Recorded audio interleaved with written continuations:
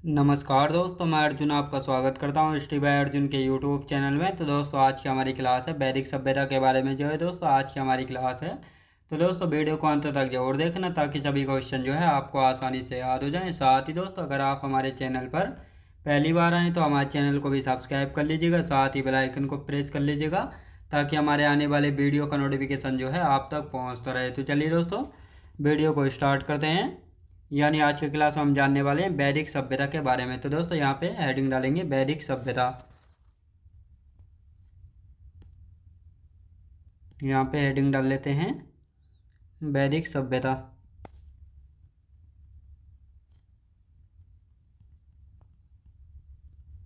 वैदिक सभ्यता। तो दोस्तों, वैदिक सभ्यता की यदि बात की जाए तो वैदिक सभ्यता का समय जो है कब से कब तक रहा था। तो 1500 बीसी से लेकर 1000 बीसी तक जो है वैदिक सभ्यता का जो है समय रहा था। और साथ ही दोस्तों, वैदिक सभ्यता को जो है हम दो भागों में बांट कर पढ़ते हैं।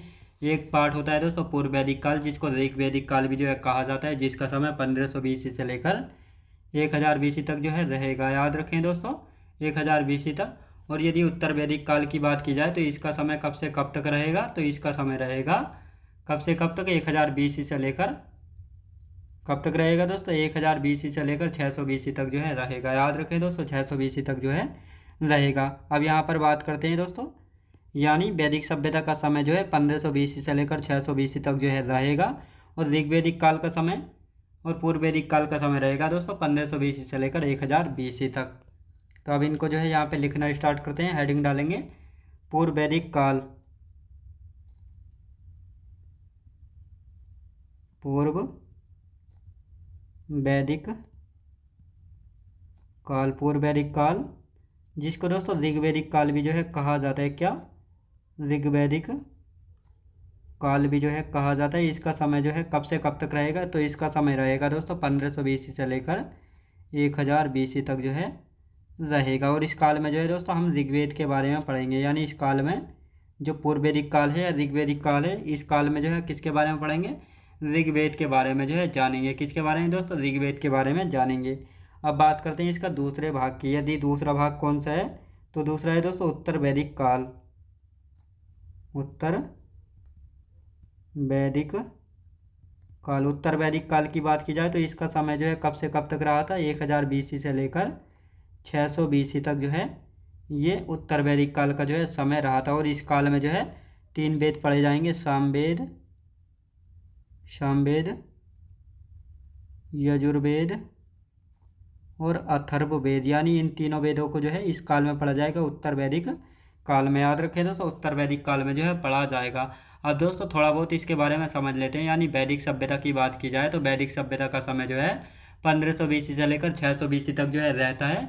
और इसको जो है हम दो भागों में बांट कर पढ़ते हैं। पूर्व वैदिक काल, जिसका समय जो है 1500 बीसी से लेकर 1000 बीसी तक जो है रहा था। दूसरे पार्ट की यदि बात करते हैं उत्तर वैदिक काल की, तो इसका समय जो है 1000 बीसी से लेकर 600 बीसी तक जो है रहा था। अब साथ ही दोस्तों बात आती है वेदों का संकलन। वेदों का संकलन जो है किसके द्वारा किया गया था।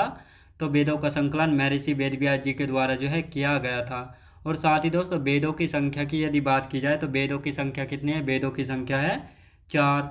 कितनी है दोस्तों, वेदों की संख्या है 4। तो सबसे पहले दोस्तों वेद लिखे जाएंगे, फिर ब्राह्मण ग्रंथ, फिर आरण्यक और फिर उपनिषद। और वैदिक सभ्यता की यदि बात की जाए तो आर्य द्वारा निर्मित सभ्यता। याद रखें दोस्तों, वैदिक सभ्यता आर्यों के द्वारा निर्मित सभ्यता है। और यहाँ पर आर्य शब्द की यह बात की जाए तो आर्य का अर्थ होता है श्रेष्ठ यानी कुलीन।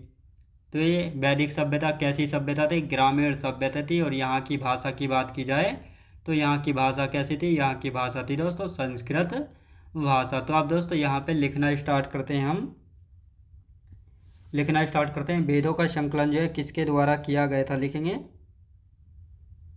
वेदों का संकलन।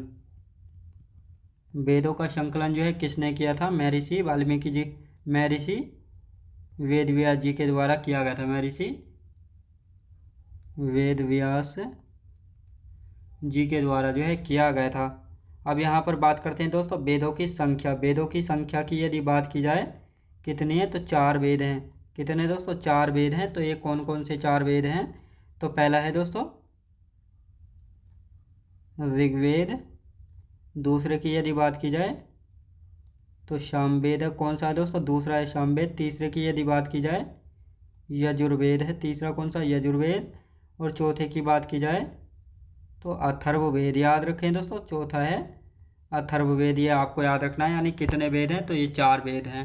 अब वेदों का क्रम क्या है दोस्तों, यानी पहले वेद, फिर ब्राह्मण ग्रंथ, फिर आरण्यक, फिर उपनिषद। तो इस प्रकार से जो है इनकी रचना जो है की गई थी। याद रखें दोस्तों, पहले वेद, फिर इसके बाद दोस्तों ब्राह्मण ग्रंथ, ब्राह्मण ग्रंथ, ब्राह्मण ग्रंथ के बाद दोस्तों आरण्यक,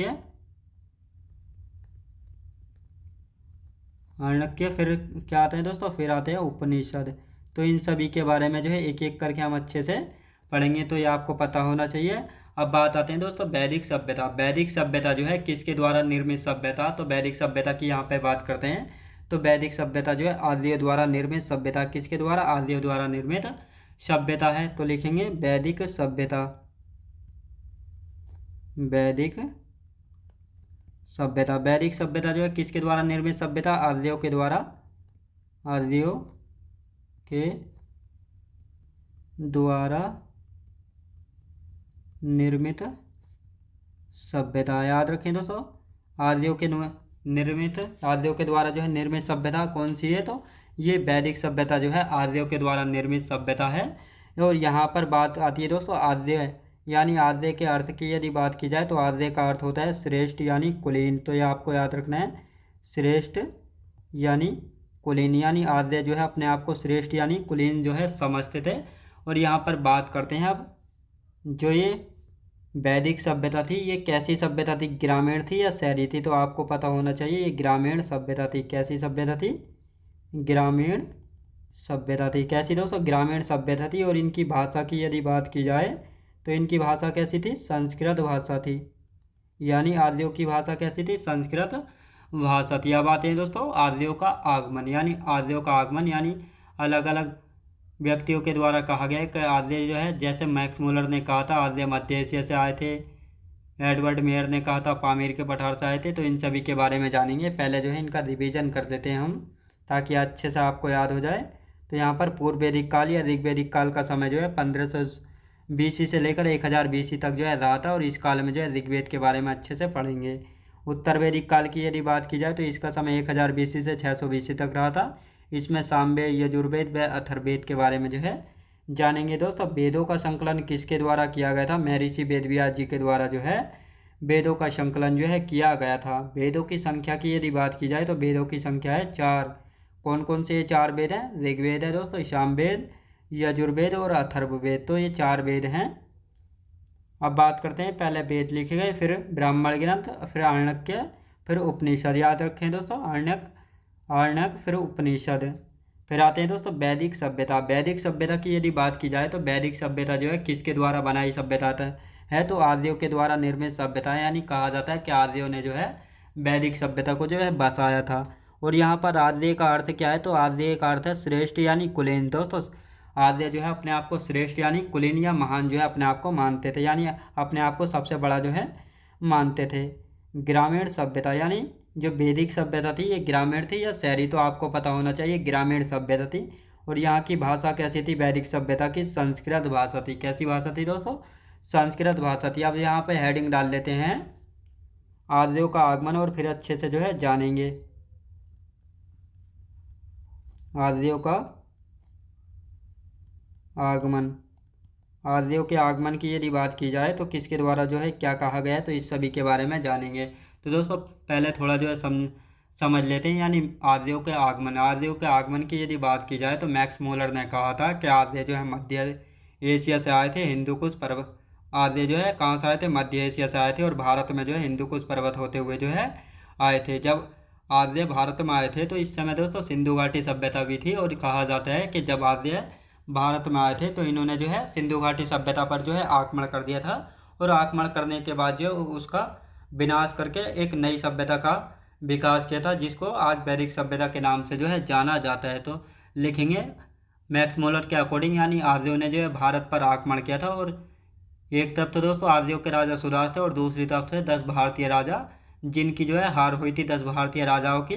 और इस युद्ध को जो है 10 राज्य युद्ध का नाम जो है दिया गया था। और इसमें जीत किसकी हुई थी? आर्यों के राजा सुदास की जो है इस युद्ध में जीत हुई थी, दशराज्य युद्ध में। अब दोस्तों साथ ही सिंधु घाटी सभ्यता का पतन भी जो है कहा जाता है। क्या आर्यों के अनुसार क्या आर्यों ने भारत पर आक्रमण करा था, तो सिंधु घाटी सभ्यता का पतन का कारण भी जो है आर्यों का आक्रमण जो है माना जाता है। अब जो ये दशराज्य युद्ध है ये किस नदी के किनारे लड़ा गया था? परुष्णी या रावी नदी के किनारे जो है लड़ा गया था। अब वर्णन की यदि बात की जाए तो दशराज्य युद्ध का वर्णन जो है ऋग्वेद के किस मंडल में मिलता है? तो ऋग्वेद के 7वें मंडल में जो है दशराज्य युद्ध का जो है वर्णन मिलता है। अब दोस्तों बात आती है एडमंड मेयर ने क्या कहा था। एडमंड मेयर ने कहा था कि आर्य कहाँ से आए थे? पामीर के पठार से जो आए थे। पेनकार्ट ने कहा था आर्य कहाँ से आए थे? जर्मनी से आए थे। और साथ ही दोस्तों मैक्स मुलर भी जो है कहाँ का निवासी था? जर्मनी का निवासी था। दयानंद सरस्वती ने कहा था आर्य कहाँ से आए थे? तिब्बत से आए थे। गाइस ने कहा था हंगरी से आए थे। और बाल गंगाधर तिलक जी के द्वारा कहा गया था आर्य जो है उत्तरी ध्रुव से आए थे। वैदिक सभ्यता किस नदी के किनारे पर थी? तो सरस्वती नदी के किनारे पर थी। कहाँ पर दोस्तों? सरस्वती नदी के किनारे पर थी। साथ ही दोस्तों यहाँ के लोग जो है शाकाहारी व मांसाहारी दोनों थे। और यहाँ पर जो है मकान का निर्माण कैसा था? यानी यहाँ पर मकान कच्चे बने हुए थे। कैसे दोस्तों? कच्चे मकान बने हुए थे। और यहाँ पर जो है 4 वर्ग रहते थे, पुरोहित, योद्धा, व्यापारी व श्रमिक। ये 4 वर्ग जो है वैदिक सभ्यता में जो है रहते थे। तो दोस्तों अब इनको यहाँ पे लिखना स्टार्ट करते हैं। मैक्स मुलर के अकॉर्डिंग आर्य कहाँ से आए थे? तो लिखेंगे मध्य एशिया से जो है आए थे।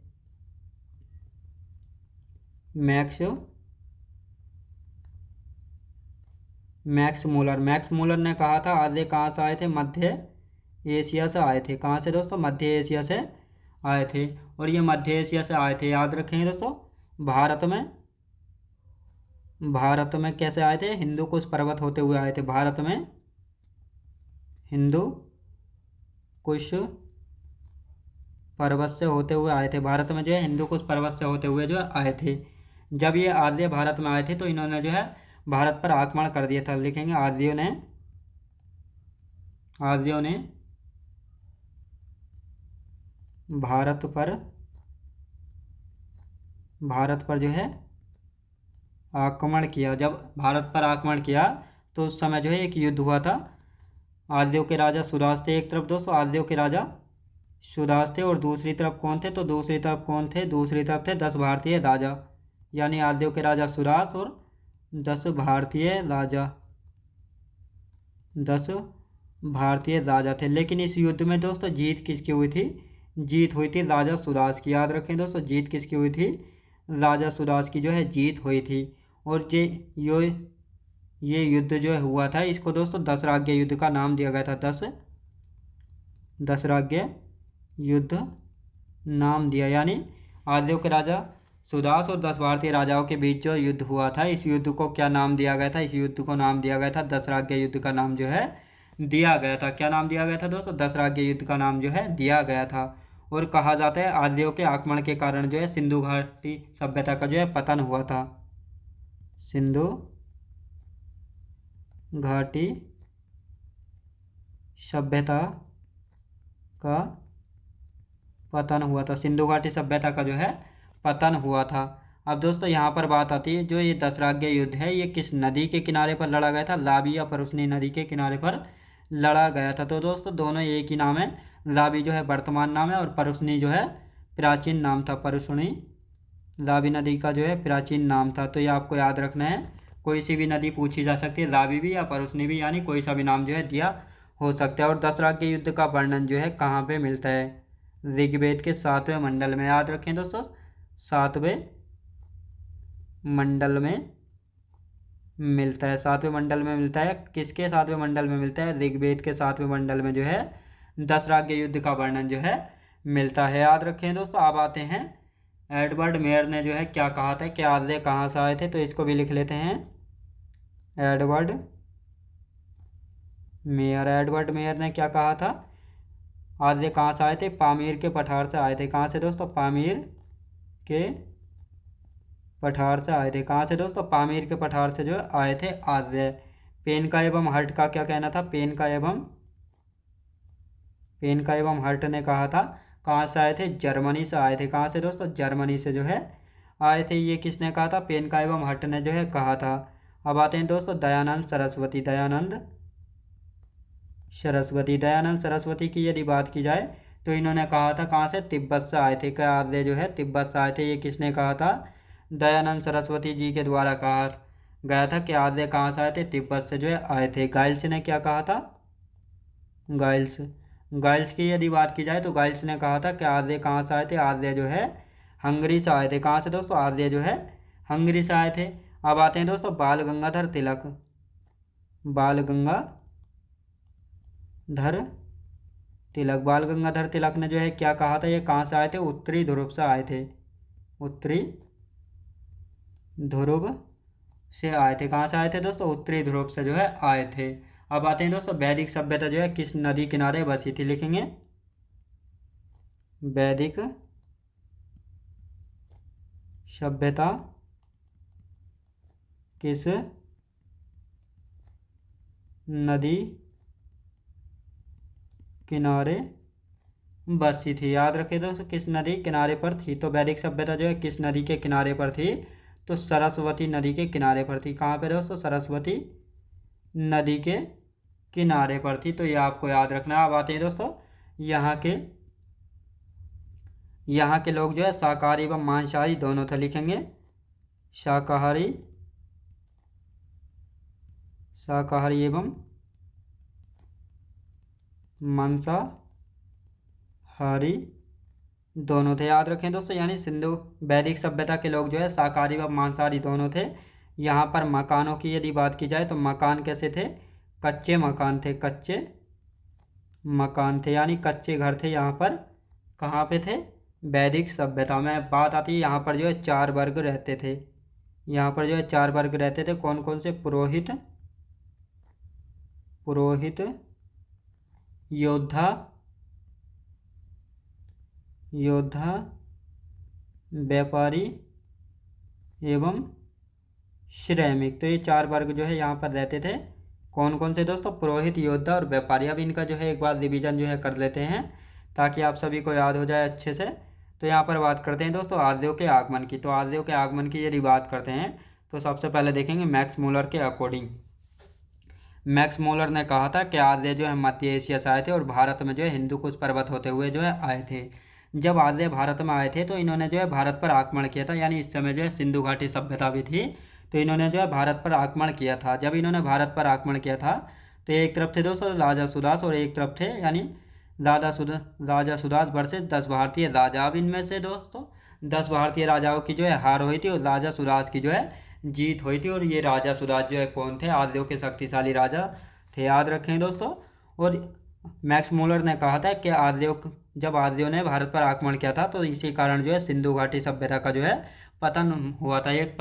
एक मत तो यह है, लेकिन सर्वाधिक जो मत माना जाता है उसको माना जाता है, यानी आज जो सिंधु घाटी सभ्यता है इसके विनाश का कारण फ्लड यानी बाढ़ को जो है माना जाता है। इस कथन को जो है सबसे ज़्यादा माना जाता है। याद रखें दोस्तों, ये तो केवल आर्यों ने आक्रमण करके सिंधु घाटी सभ्यता का पतन किया था, ये तो सिर्फ मैक्स मूलर के अकॉर्डिंग है। याद रखें दोस्तों, मैक्स मूलर के अकॉर्डिंग है। राजा सुदास व 10 भारतीय राजाओं के बीच जो युद्ध हुआ था, इस युद्ध को 10 राज्य युद्ध नाम जो है दिया गया था।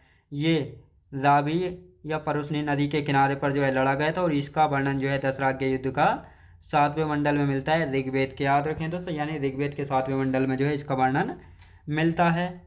अब बात आती है एडवर्ड मेयर ने क्या कहा था। एडवर्ड मेयर ने कहा था आर्य जो है पामीर के पठार से जो आए थे। पेन का हट ने कहा था जर्मनी से आए थे। साथ ही दोस्तों जर्मनी से यानी कहाँ से आए थे, जर्मनी से आए थे। और मैक्स मूलर भी कहाँ के निवासी थे, तो मैक्स मूलर भी जर्मनी के निवासी थे। साथ ही दयानंद सरस्वती ने कहा था आर्य कहाँ से आए थे, तिब्बत से जो है आए थे। गाइल्स के अकॉर्डिंग कहाँ से आए थे, हंगरी से आए थे। बाल गंगाधर तिलक जी ने कहा था आर्य कहाँ से आए थे, उत्तरी ध्रुव से जो है आए थे। कहाँ से आए थे दोस्तों, उत्तरी ध्रुव से आए थे। वैदिक सभ्यता जो है किस नदी किनारे पर थी, तो वैदिक सभ्यता जो है सरस्वती नदी के किनारे पर थी। तो ये आपको याद रखना है। और यहाँ के लोग जो है शाकाहारी व मांसाहारी दोनों थे। याद रखें दोस्तों, यानी सिंधु घाटी नहीं, वैदिक सभ्यता के लोग जो है शाकाहारी व मांसाहारी दोनों थे। यहाँ के मकान कैसे थे, तो यहाँ पर मकान कच्चे मकान थे, यानी कच्चे घर जो है बने हुए थे। यहाँ पर जो है 4 वर्ग रहते थे वैदिक सभ्यता में, पुरोहित, योद्धा, व्यापारी और श्रमिक। याद रखें दोस्तों, ये 4 वर्ग जो है यहाँ पर रहते थे। अब आते हैं दोस्तों आर्यों के पंचजन। आर्यों के पंचजन यानी आर्यों की राजनीतिक व्यवस्था। तो दोस्तों यहाँ पर 5 इनकी इकाइयाँ थी। आर्यों के पंचजनों की जो है 5 इकाइयाँ थी, यानी पहली इकाई थी कुल, जो कि इनकी जो है इन 5 जनों में जो है सबसे छोटी इकाई है कुल। कुल का मतलब होता है परिवार, यानी एक घर या परिवार, याद रखें दोस्तों। तो परिवार का जो प्रमुख यानी चीफ होता था उसको कुलपा कहा जाता है। और बहुत सारे परिवार यानी बहुत सारे घर मिलकर क्या बनाते हैं, एक गांव का निर्माण करते हैं, जिसका प्रमुख यानी चीफ होता था ग्रामीण। बहुत सारे गांव मिलकर क्या बनाते हैं, एक विश्व बनाते हैं। जिस प्रकार बहुत सारे गांव मिलकर वर्तमान में एक विकास खंड बनाते हैं, क्या बनाते हैं दोस्तों, एक जिला जो है बनाते हैं। तो उसी प्रकार जो है इस समय बहुत सारे गांव मिलकर जो है एक विश्व बनाते थे, जिसका प्रमुख होता था विश्वपति। और बहुत सारे विश्व यानी बहुत सारे विश्व मिलकर एक जन बनाते थे, जिसका प्रमुख होता था राजा या राजन। और बहुत सारे जन मिलकर क्या बनाते थे, राष्ट्र बनाते थे, जो कि सबसे बड़ी इकाई थी इन आर्यों के पंचजन में, याद रखें दोस्तों। यानी बहुत, तो अब इनको जो है हेडिंग डाल लेते हैं, यहाँ पे लिख लेंगे इनके, और फिर अच्छे से जो है समझेंगे। आर्यों के पंचजन, आर्यों के पंच आर्यों के पंचजन की यदि बात की जाए तो आर्यों के पंचजन में जो है कौन कौन सी इकाई हैं, इन सभी को हम देखने वाले हैं।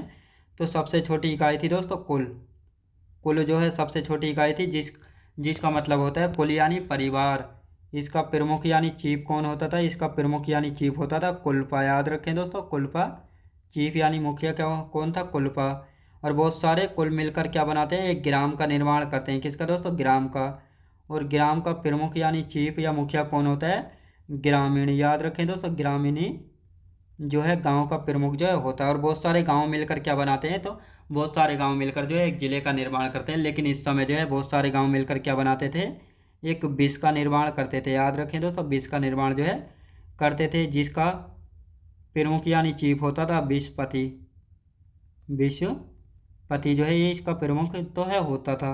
अब बहुत सारे विश्व मिलकर क्या बनाते थे, जैसे आज के समय में बहुत सारे जिले मिलकर क्या बनाते हैं, एक राज्य का निर्माण कराते हैं। तो ऐसी जो है बहुत सारे विश्व मिलकर जो है एक जन का निर्माण करते थे, किसका दोस्तों, जन का निर्माण करते थे, जिसका प्रमुख होता था, कौन होता था जिसका प्रमुख, इसका प्रमुख होता था राजा या राजन, याद रखें दोस्तों, राजा या राजन जो है होता था। और बहुत सारे जन मिलकर जो है किसका निर्माण करते हैं, एक राष्ट्र का निर्माण करते हैं, किसका दोस्तों, एक राष्ट्र का। और यह जो है सबसे महत्वपूर्ण इकाई थी, याद रखें दोस्तों, यह है सबसे बड़ी इकाई थी। यानी इन पांचों इकाइयों में सबसे बड़ी इकाई कौन थी, राष्ट्र जो है सबसे बड़ी इकाई थी। और यदि बात करते हैं कुल की, तो ये सबसे छोटी इकाई थी, याद रखें दोस्तों, सबसे छोटी इकाई थी। सबसे छोटी इकाई कौन सी थी, ये थी। और सबसे महत्वपूर्ण इकाई की यदि बात की जाए, सबसे महत्वपूर्ण इकाई, सबसे महत्वपूर्ण इकाई कौन सी थी, जन जो है सबसे महत्वपूर्ण इकाई थी, याद रखें दोस्तों, जन जो है सबसे महत्वपूर्ण इकाई थी, याद रखें दोस्तों। अब आते हैं दोस्तों कुछ शब्द हैं जो कि वैदिक सभ्यता में यूज किए जाते थे। जैसे पुष्प शब्द की यदि बात की जाए तो ये पुष्प शब्द जो है किसके लिए यूज किया जाता था, दुर्गपति। दुर्गपति के लिए जो है पुष्प शब्द प्रयोग किया जाता है। दुर्गपति से क्या मतलब है, दुर्गों की रक्षा। दुर्गों की रक्षा से मतलब है, यानी मैंने आपको पिछली क्लास में बताया था, यानी जो राजा महाराजा रहते थे उनके मकानों के चारों ओर जो है बड़े बड़े किले जो है, यानी बड़े बड़े प्राचीरें, सुरक्षा प्राचीरें जो है बनाई जाती थी। उनका जो रक्षा करने वाला होता था तो उनको जो है दुर्गपति जो है कहा जाता था। और उसी के लिए जो है ये पुष्प शब्द का प्रयोग जो है किया गया है। इस पर शब्द की यदि बात की जाए तो इस पर शब्द जो है एक गुप्तचर यानी जासूस के लिए प्रयोग किया जाता था, जासूस यानी या गुप्तचर। तो दोस्तों पुराने ज़माने में क्या होता था, राजा लोग जो है एक जासूस यानी गुप्तचर जो है रखा करते थे, ताकि ये पता लगाने के लिए कोई राजा के खिलाफ जो है कोई साजिश तो नहीं कर रहा है, इसका पता लगाने के लिए जो है गुप्तचर रखा करते थे राजा महाराजा।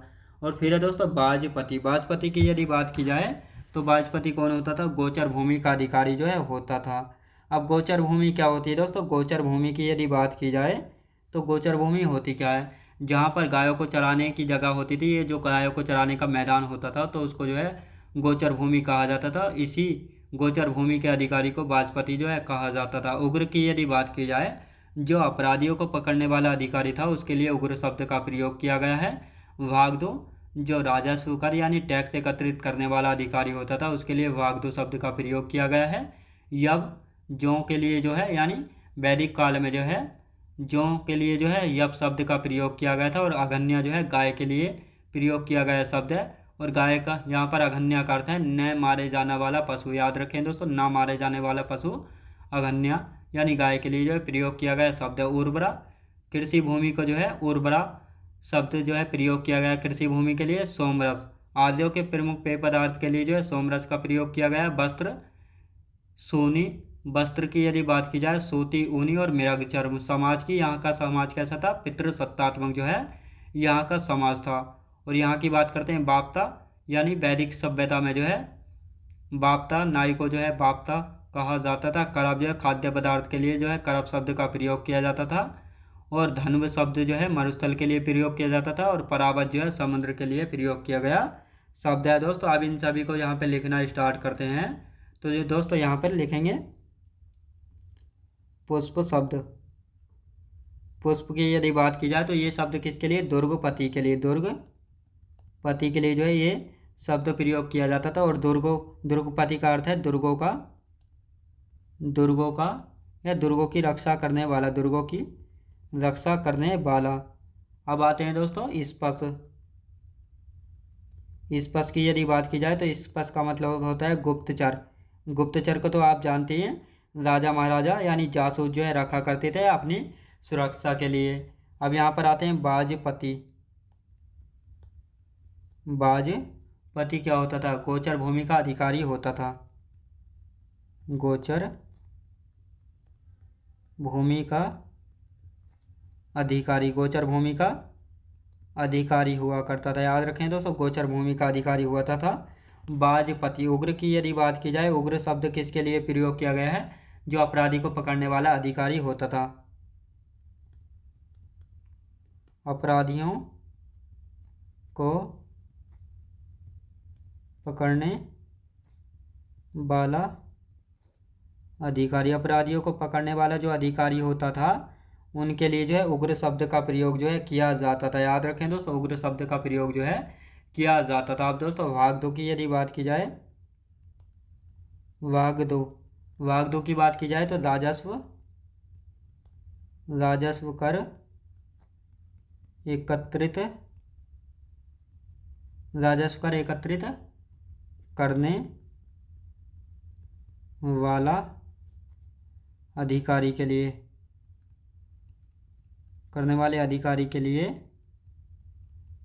प्रयोग किया जाता था। अब बात आती है दोस्तों यब की, यानी यब शब्द जो है किसके लिए प्रयोग किया जाता था, जौ के लिए। याद रखें दोस्तों, यानी वैदिक काल में जो है जौ को क्या कहा जाता था, यब कहा जाता है। क्या, यब जो है कहा जाता था। अघन्या शब्द की बात की जाए, अघन्या शब्द जो है किसके लिए प्रयोग किया जाता था, गाय के लिए। अघन्या का अर्थ है ना मारे जाना वाला पशु। याद रखें दोस्तों, न मारे जाने वाला पशु अघन्या का अर्थ होता है। याद रखेंगे दोस्तों। अब उर्वरा भूमि की यदि बात की जाए, उर्वरा यानी उर्वरा जो है किसके लिए प्रयोग किया जाता था, कृषि भूमि को जो है उर्वरा कहा जाता है। कृषि भूमि को जो है क्या कहा जाता था, उर्वरा जो है कहा जाता था। क्या कहा जाता था दोस्तों, उर्वरा जो है कहा जाता था। अब दोस्तों इनका एक बार हम रिवीजन कर लेते हैं। यानी पुष्प की यदि बात की जाए, पुष्प की, तो पुष्प जो है दुर्गोपति के लिए प्रयोग किया जाता था। दुर्गोपति होता था दुर्गों की रक्षा करने वाला अधिकारी। स्पश जो है गुप्तचर यानी जासूस के लिए जो है प्रयोग किया गया शब्द है। बाजपति जो है गोचर भूमि का अधिकारी के लिए जो है प्रयोग किया जाता था बाजपति शब्द।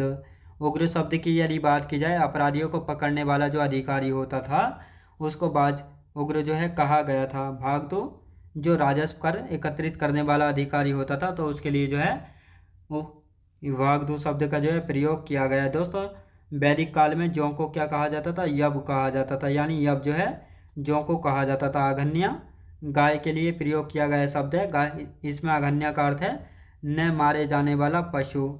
उर्वरा किसके लिए प्रयोग किया जाता था, कृषि भूमि के लिए जो है उर्वरा शब्द का प्रयोग किया जाता था। तो दोस्तों मैं उम्मीद करता हूँ आपको वीडियो क्वालिटी कंटेंट वगैरह सभी कुछ आपको पसंद आया होगा। पसंद आया तो लाइक शेयर और सब्सक्राइब करना बिल्कुल भी ना भूलें। साथ ही दोस्तों अगर आप हमारे चैनल पर पहली बार आएँ तो हमारे चैनल को भी सब्सक्राइब कर लीजिएगा। साथ ही बेल आइकन को प्रेस कर लीजिएगा ताकि हमारे आने वाले वीडियो का नोटिफिकेशन जो है आप तक पहुंचता रहे। तो चलिए दोस्तों, मिलते हैं नेक्स्ट वीडियोज़ में।